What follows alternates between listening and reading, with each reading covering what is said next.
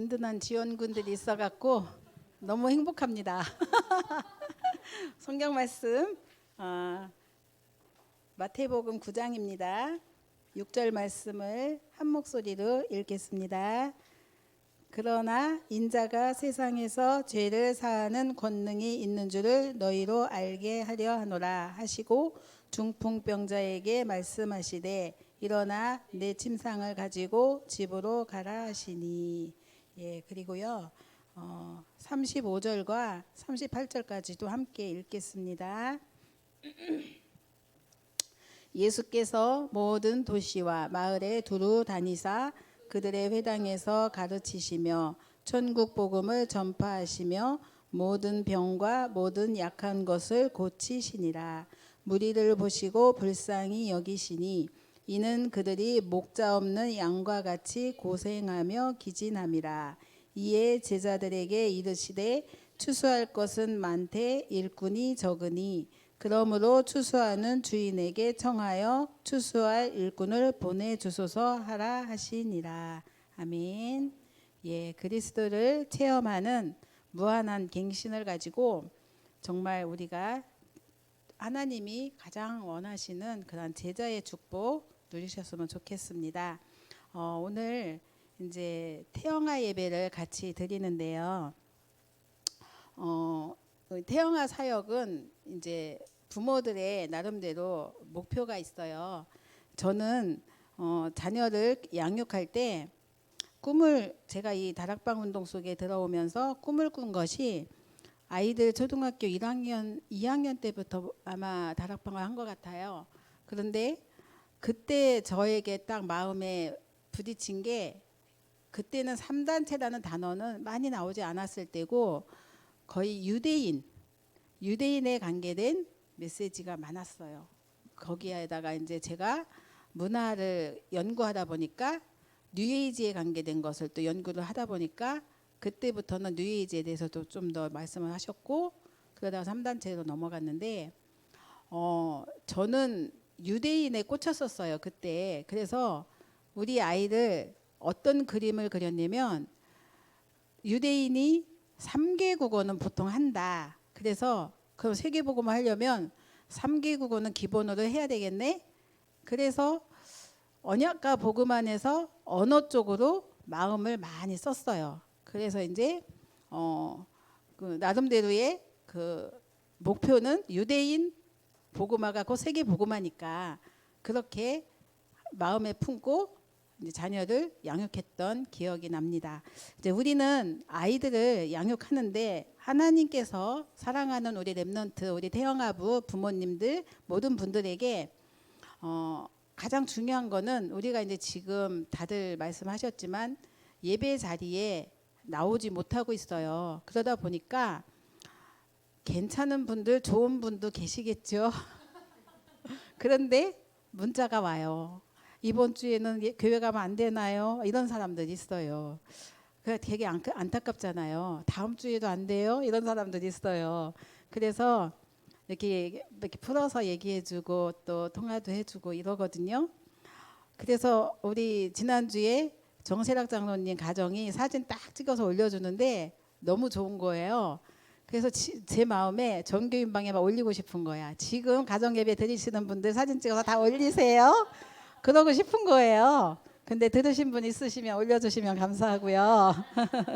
그래서 그 모습을 보면 또 저희도 너무 은혜가 되고 또 힘도 얻고 빨리 이것이 지나가도록 더 깊은 기도 속에 우리가 들어가고 또 그 현장에 그 이제 계신 성도님들과 렘넌트에서 또 좀 더 실제적인 기도를 할 수 있지 않겠나 그런 생각을 해봤습니다. 태영아 사역을 하시면서 마음의 꿈을 꾸고 그림을 그리는데 여러분들이 근데 어떤 그림을 그리고 양육을 할 건가 가장 하나님께서 기뻐하시는 목표는 그거 같아요. 하나님이 찾으실 때 그 자리에 있는 렘넌트. 그러면 부모도 똑같죠. 부모가 그 자리에 있어야 자녀가 그 자리에 있겠죠. 항상 먼저 부모잖아요. 그리고 하나님이 원하실 때 쓰임 받을 수 있는 렘넌트. 그런 그림을 가지고 양육을 한다면 그러면 굉장히 큰 응답과 축복이 맞이할 것 같다는 생각을 해봤습니다. 그러면 이거는 태영아 부모의 천명이기도 해요. 그죠? 하나님이 부르신 명령 그거잖아요. 그래서 그 명령 속에 내가 있을 때 그 사명도 감당할 수 있어요. 그래서 하나님께서 그렇게 인도해 주셨는데 이걸 또한 우리 뭐라고 부르냐면 절대 사명이다. 이 절대 사명은 해도 되고 안 해도 되는 게 아닙니다. 절대 해야 되는 거예요. 그래서 우리 부모들은 사랑하는 우리 렘넌트들 자녀들을 위해서 진짜 기도로 돕고 그냥 가짜로 기도하는 분들 많아요. 저도 그랬지만 진짜 기도로 돕고요. 뒤에서 언약 전달하는 일은 너무너무 중요해요. 지금 이제 일어난 일들이 어느 날 갑자기 뚝 떨어져서 진짜 예전에는 영화에서만 볼 법한 일들이 지금 일어난 거잖아요. 근데 질병 때문에 죽어나가는 것뿐만이 아니라 모든 산업과 정치와 모든 경제와 아니면 문화와 또 학교와 기업들이 다 문 닫고 있어요. 엄청나게 심각한 재난이고 어려움이고 고통이에요. 근데 이게 성경에는 다 예언돼 있는 거 있죠. 성경에는. 그래서 성경 한 군데만 봐도 다 우리가 볼 수 있는 게 마태복음 24장 보면요. 그 5절에 보면 뭐 있냐면 내 이름으로 그리스도라고 하며 너희를 미혹할 거다. 드러났잖아요. 밝히 드러났잖아요. 그리고 난리와 난리 소문, 얼마나 난리와 난리 소문. 전 세계에 뭐 우리나라를 비난했던 미국까지도 더 심각해졌잖아요. 이런 거 민족이 민족을, 나라가 나라를 대적하고 기근과 지진과 막 이런 재난이, 그런데 이것이 하나님 뭐라고 하시냐면 시작이라고 하셔요. 시작. 그러니까 얼마나 앞으로 그죠? 기대가 됩니까? 사람들이 그 이제 너희를 이렇게 뭐라고 해 사람들에게 넘길 거다. 교회가 지금 막 사람들에게 넘겨지고 있잖아요. 감히 하나님을 대적하고 예배까지도 드리지 못할 만큼 이런 시대가 왔습니다. 그리고 민족들에게 미움을 받을 거다. 막 이런 말씀이 있습니다. 그런데도 하나님은 이 복음이 땅끝까지 증거된 이후에 그제야 끝이 오리라 그랬었어요. 그래서 그런 현장을 보고 오늘 마지막 성경 말씀 읽은 게 추수할 것이 너무 많은데 일꾼이 없다 그러셔서 우리에게 그 제자를 놓고 기도하라는 말씀을 오늘 마태복음 9장에서 주신 것 같아요. 오늘 우리 목사님 방들 이렇게 포럼하는 방이 있는데 거기에 통가에서 선교사님이 이런 글을 올렸어요. 거기도 폐쇄가 됐어요. 그래서 나오면 돌아다니면 징역이 5년인데다가 벌금이 1,500만 원이래요. 그런데 교회 예배는 허용해줬다. 그런 거예요. 그래서 그래도 이 전염병이나 예배 그런 것들 때문에 정부 시책에 따라서 자기네가 하는 거지. 이제 그러면서 선교사님이 가족끼리 예배를 드리기로 하셨대요. 그런 상황이지만 근데 완전 불신자 여고생이 찾아왔다는 거예요. 그런 환경을 뚫고 그래서 영접을 했다. 이런 말씀을 하시면서 감사하는 그런 글을 읽으면서 저도 되게 그거 들으니까 감사하더라고요. 이제 우리 자녀들을 키워보면 제가 이번 주에 한 2시간 정도 예나를 잠깐 봤어요. 재택근무도 하고 막 하다 보니까 주로 이제 그쪽 시댁 쪽에서 많이 봐주니까 제가 할 일은 없는데 그 잠깐 회사에 회의 때문에 간다고 해서 갔는데 제가 조금 가고 난 뒤에 보니까 시어머니가 오셨어. 그래가지고 같이 아기를 보는데 예나의 태도가요 완전 돌변하는 거예요. 너무 다른데 어떻게 다르냐? 할머니 손을 탁 걔 저 가면요 이렇게 보고는 좋아서 팔짝팔짝 뛰면서도 딴짓하고 저한테 안 오거든요. 할머니 손을 싹 잡아가지고 끌고 가가지고는 계속 자기 놀이에 참여를 시키고 한시도 안 놔줘요. 그래가지고 그런 데다가 뭐 엄청 얘는 원래 좀 남성스럽게 놀거든요. 운동선수 시키면 좋겠다 싶을 만큼 아주 뛰어나요. 그런데 엄청 정말 진수를 봤어요. 그러면서 제가 느낀 게 뭐냐면 저는 조금 이렇게 핸드폰 안 보여주지 뭐 이렇게 나름대로 권위적인 게 있잖아요. 네 거 아니야? 얘나 거야? 아니야? 이런 거 딱 구별해줘서 안 만지도록 해주면 알아듣고 안 하거든요. 근데 없어 그분이 완전히 막 그런 거예요. 제가 그러면서 이렇게 태영아 예배 준비하고 이렇게 하면서 제가 이렇게 묵상하면서 깨달은 게 뭐가 있냐면 아이들은 그 주변 사람들 부모 포함해서 친척 그리고 또 교회 친구나 여러 가지 그 어린이집 친구 아니면 또 여러 가지 교사 이런 사람들의 이런 사람들이 그 아이의 거울이다. 그래서 이게 어떤 사회학자가 이제 이런 말을 했어요. 들어봤을 거예요.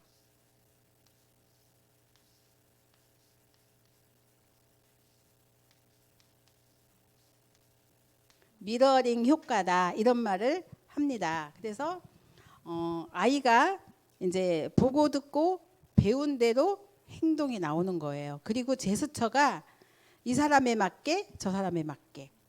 아이들은 똑똑해요. 그래가지고 태어나면서부터 계속 무섭게 변화되어지는 과정 속에 아이들이 성장하기 때문에 가능성도 무한하잖아요.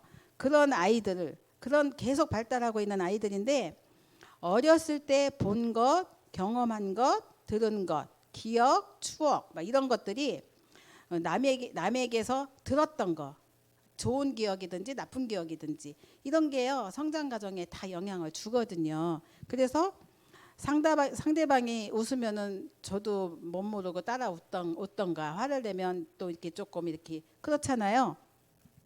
인상을 쓰면 또 인상을 쓴다든가 이런 식으로 이걸 가지고 뭐라고 사실 하는 거냐면 거울 효과 아니면 동조 효과라고도 부르는데 근데 사람이 무의식적으로 자신이 호감을 보이는 사람에게 그 사람의 언어와 동작을 이제 거울 속에 비친 것처럼 따라한다는 거죠. 그런 것들. 그러니까 뭐가 있겠어요? 부모의 가정에서의 삶의 모습을 자녀는 따라하는 거잖아요. 그죠? 그러니까 아이를 봤을 때 또 부모를 볼 수 있다 이런 말도 있는 거잖아요. 이런 것들 이제 그런 것들을 연구해서 이제 이야기를 하는 학자가 있었습니다. 그래서 이런 것을 보면서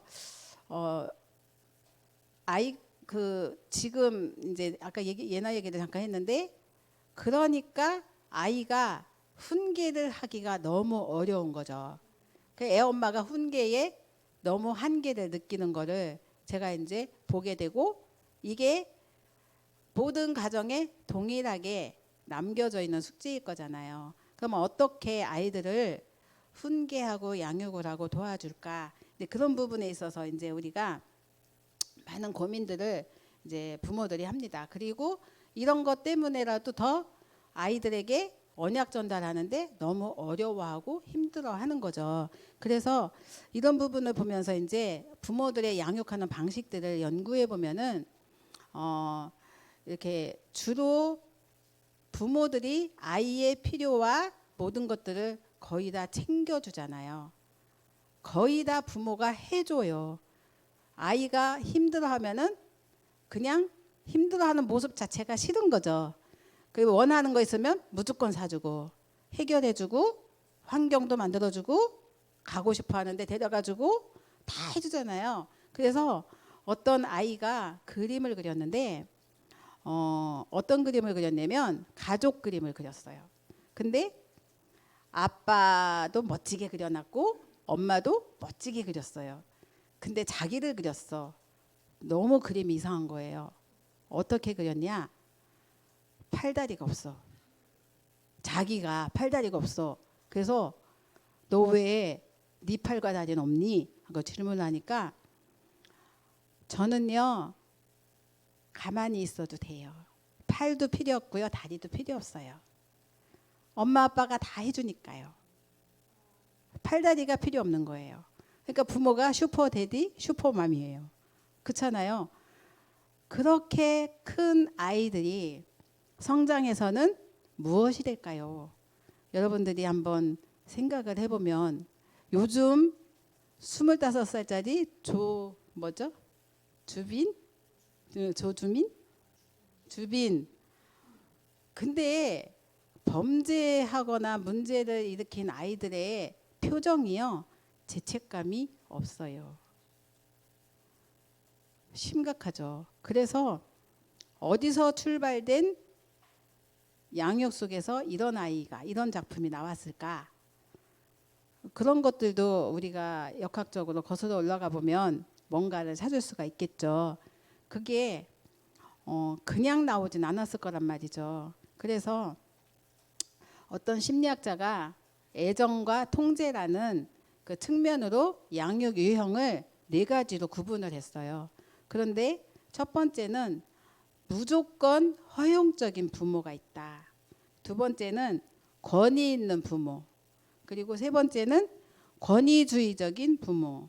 네 번째 무관심한 부모. 이런 유형이 있는데 허용적인 부모는 애정도 그냥 무한하게 주고 거기다가 통제력도 전혀 주지 않고 통제도 전혀 하지 않고 무조건 허용하는 그런 허용적인 부모예요.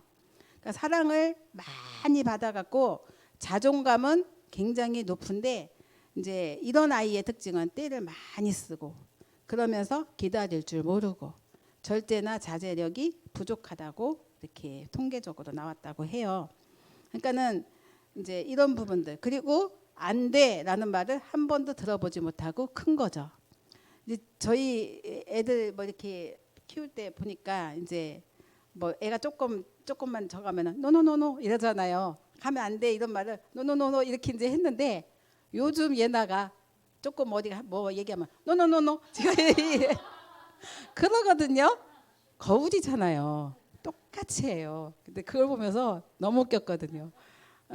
말도 아직 이제 잘 못하는데 노노노노 이러니까 되게 웃겼어요. 근데 두 번째 권위 있는 부모 유형은 애정을 듬뿍 주는데 거기에 이제 첫 번째는 통제를 안 하는 거고 두 번째는 통제도 무한하게 하는 거예요. 두 가지를 다 하는 가정에서 자라는 아이들. 그러니까는 아이에게 엄청난 애정을 주되 자제할 수 있는 규칙을 제시해 주는 거죠. 그 규칙 안에서 아이가 누릴 수 있도록 해주는 거죠. 그러면서 이제 필요하다면 엄격하게 통제도 하는 거고 그렇게 하니까 아이들이 굉장히 이런 거에서 큰 아이들은 자아 존중감이 굉장히 크다고 그래요. 그리고 친구 사이에서 되게 인기가 있고 그리고 새로운 환경도 빨리 적응하고 그런 이렇게 유형의 부모의 그런 양육 방식이라고 하는데 권위주의적으로 하는 부모 유형은 애정을 주지 않아요. 거기다가 통제만 무한하게 하는 거죠. 그런 데서 큰 아이들은 무조건 부모의 권위에 복종해야 되고 일방적으로 엄한 지시에 따라서 행동해야 되니까 엄마가 원하는 형으로만 아이들이 키워지는 거죠. 그러다 보니까 아이에게는 자꾸 많은 거 요구하니까 나름대로의 엄청난 부담을 갖고 아이가 크겠죠. 네 번째는 이제 무관심한 부모 유형인데 애정도 주지 않고 통제도 하지 않는. 그래서 아이에게 관심도 없고 또 올바른 행동에 대해서 알려주지도 않는 거죠. 그러니까는 굉장히 여기서 나오는 작품이 나중에 성장해서는 나름대로 많은 그런 어려움과 성격을 갖고 이제 인도를 받겠죠. 그래서 이런 시대 속에서 우리가 자녀 양육을 하고 있는데 태영아 부모 사역이 하나님이 원하시는 그 자리에 있는 아이라고 했잖아요. 그래서 아이에게 끌려다니거나 막 이렇게 막 그런 아이의 주장대로 막 이제 부모들이 모든 것들을 또 이렇게 쏟아 부어야 되는 그런 게 너무 힘들고 어렵잖아요.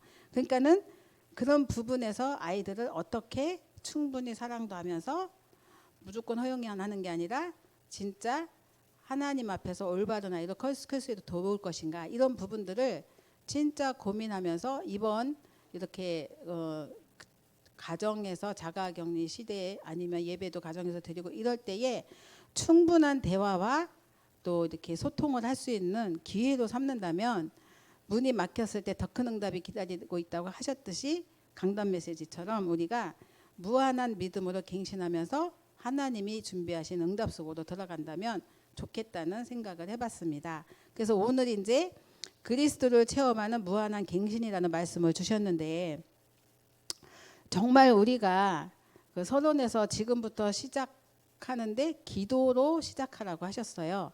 그러면서 헌금 경제에 대해서 다락방 경제에 대해서 그리고 렘넌트 경제 또 여러 가지 3단체나 그런 현장의 그 현장까지도 살릴 수 있는 경제가 필요한 거죠.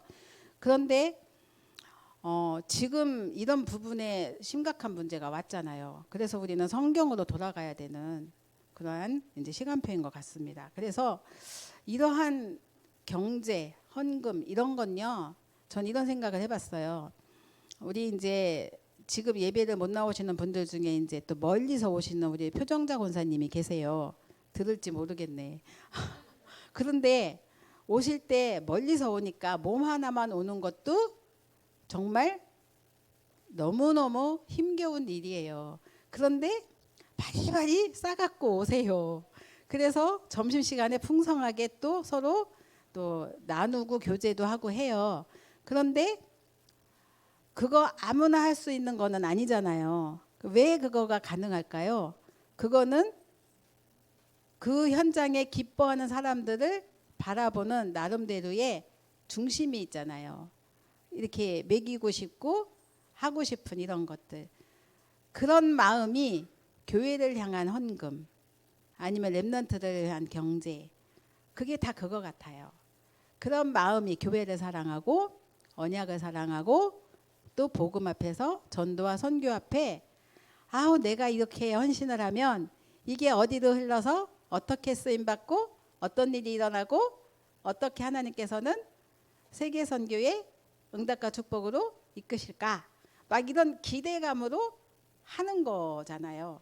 그때에 주시는 응답과 축복은 정말 상상을 초월하는 응답으로 주시겠죠.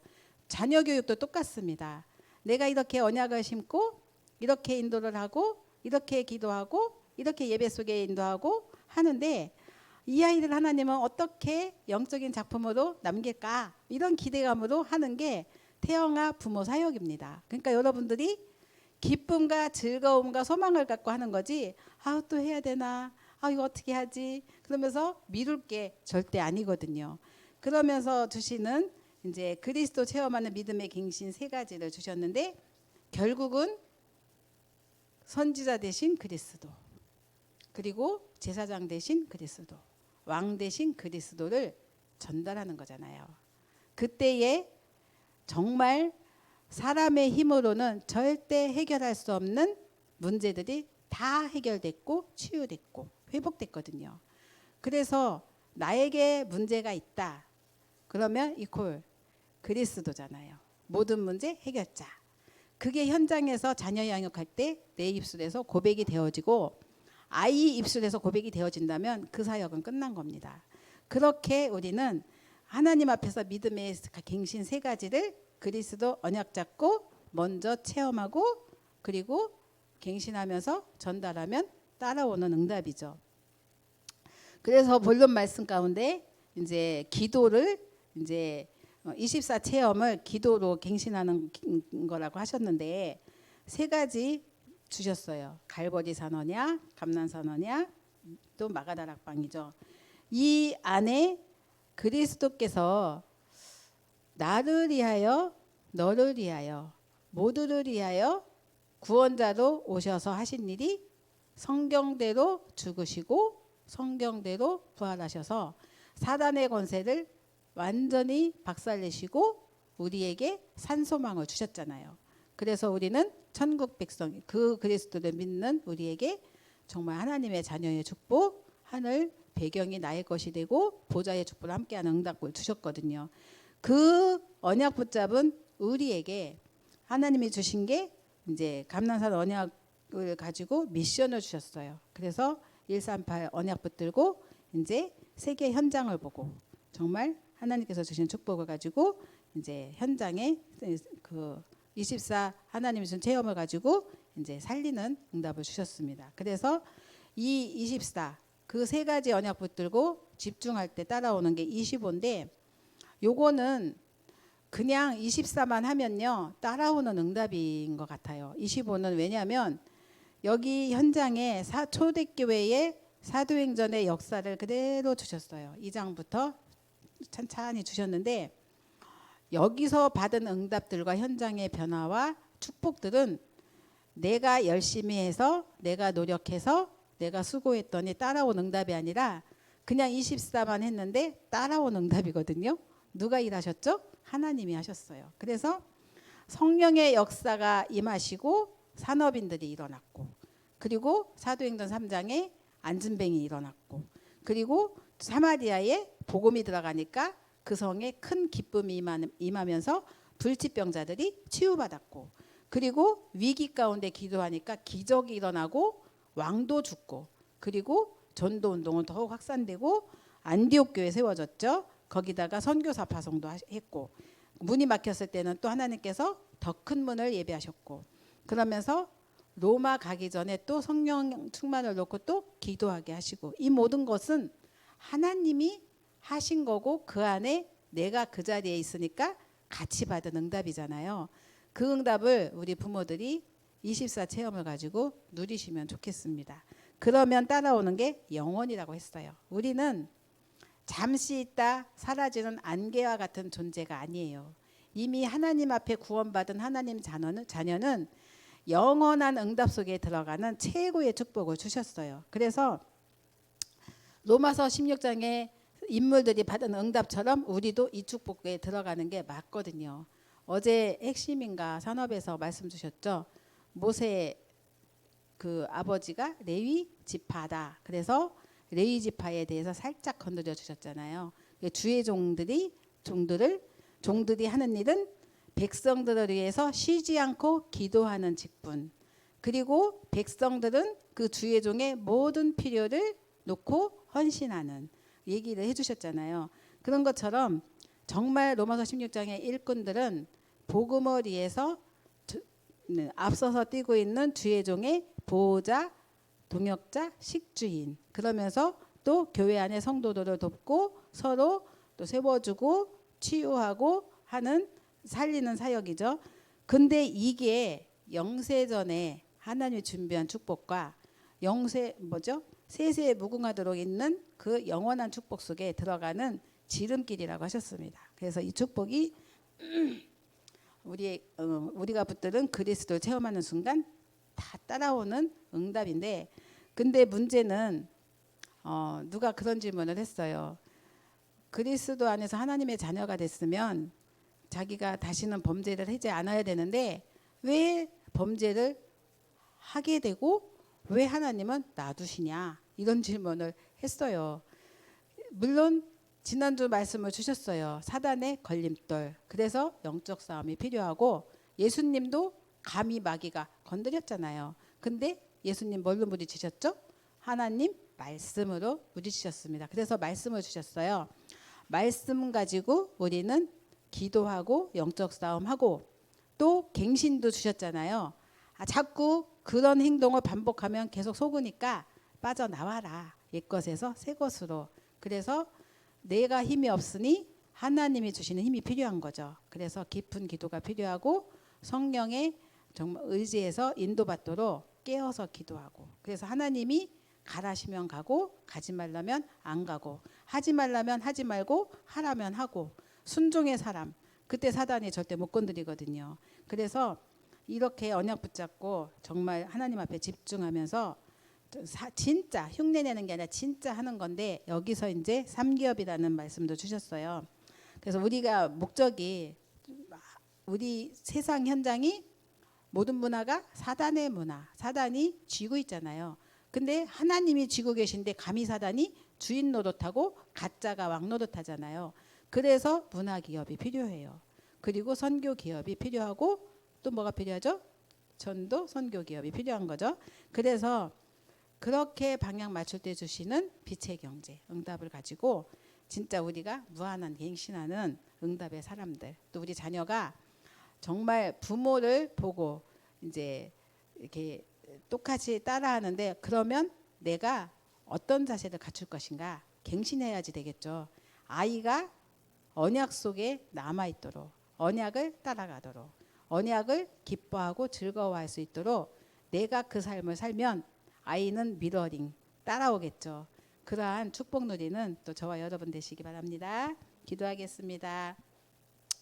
살아계신 하나님 아버지, 많은 사람들이 스스로 자신을 그리스도라 하며 사람을 미혹하고 난리와 난리 소문으로 두려워하는 이 시대에 하나님, 저희들에게 복음을 주시고 끝까지 이 복음을 가지고 정말 승리하도록 인도하여 주시니 감사를 드립니다. 오늘 주시는 언약적 말씀, 그리스도를 체험하는 무한한 갱신 속에 저희들 들어갈 수 있도록 참 선지자, 참 왕, 참 제사장 되신 그리스도 깊이 누리게 하여 주옵소서. 하나님 주신 말씀 가지고 한 주간도 승리하게 하시고 138 언약 붙들고 237 나라 살리는 꿈을 꾸도록 우리 후대를 세워주게 하여 주옵소서. 감사드리고 예수님의 이름으로 기도드렸습니다. 아멘.